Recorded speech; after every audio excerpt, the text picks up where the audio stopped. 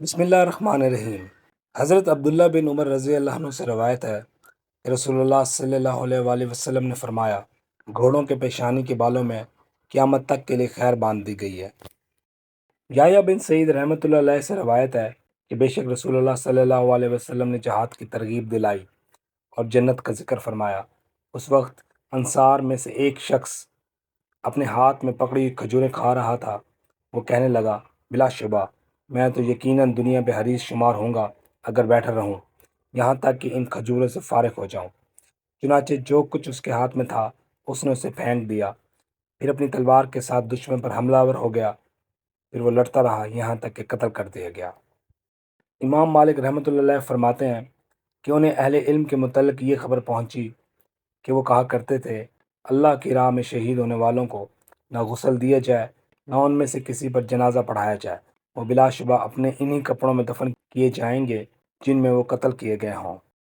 حضرت ابو ہریرہ رضی اللہ عنہ سے روایت ہے کہ بلا شبہ رسول اللہ صلی اللہ علیہ وآلہ وسلم نے فرمایا، قسم ہے اس ذات کی جس کے ہاتھ میں میری جان ہے،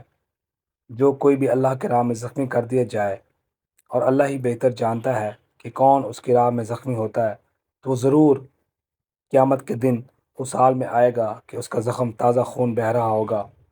اس کا رنگ تو خون کا ہی ہوگا لیکن اس کی خوشبو کستوری کی ہوگی۔ حضرت ابو ہریرہ رضی اللہ عنہ سے روایت ہے،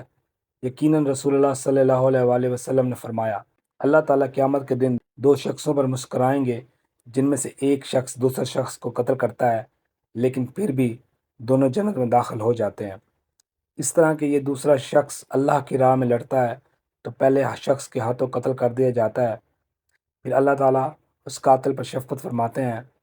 اور اسے توبہ کی توفیق دے کر اسلام کی نعمت عطا کرتے ہیں، پھر وہ بھی راہ الہی میں لڑتا ہے تو شہید کر دیا جاتا ہے۔ حضرت ابو ہریرہ رضی اللہ عنہ سے روایت ہے کہ بے شک رسول اللہ صلی اللہ علیہ وآلہ وسلم نے فرمایا، قسم ہے اس ذات کی جس کے ہاتھ میں میری جان ہے، میں چاہتا ہوں کہ اللہ کی راہ میں لڑوں، پھر قتل کر دیا جاؤں، پھر زندہ کیا جاؤں، پھر شہید کر دیا جاؤں، پھر زندہ کیا جاؤں،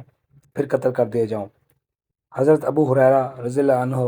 یہ حدیث بیان کر کے 3 بار فرماتے ہیں